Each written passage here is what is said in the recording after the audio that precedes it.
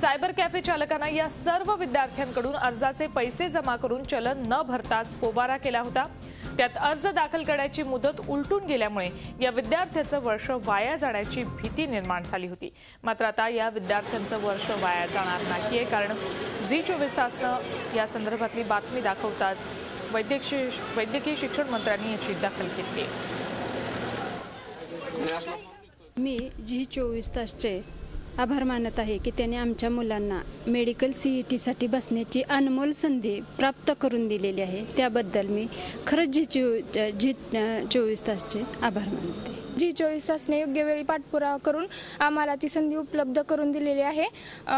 तरी आम्ही आता मेडिकल CET देऊ शकणार आहोत, त्याबद्दल झी24 तासचे मी आभार मानते। झी24 चॅनलचे प्रतिनिधी ने आम्हाला पटकन प्रतिनिधींनी दिवसभर त्याचा पाठपुरावा केला।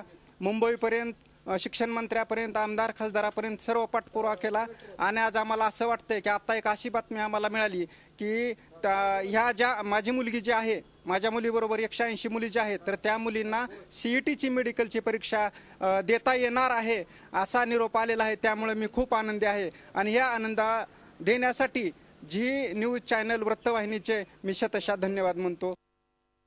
या संदर्भात अधिक चर्चा करूयात। आमचे प्रतिनिधी महेश पोद्दार आपल्यासोबत आहेत उस्मानाबादहून।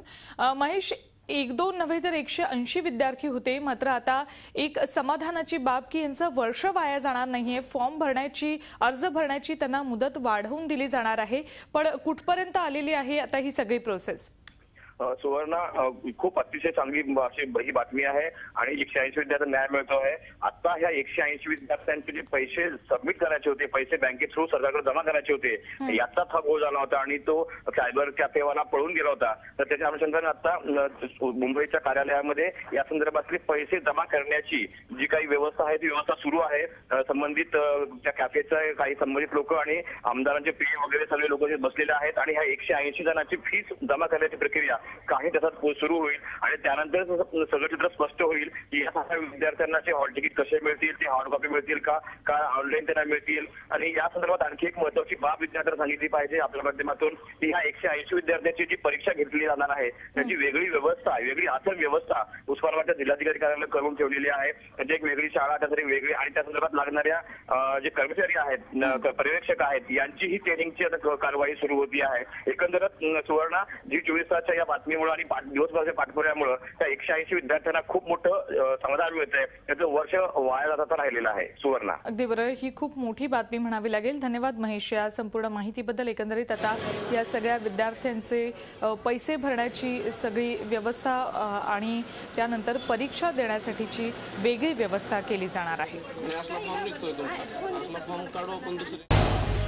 झी24 तास रहा एक पाऊल पुढे।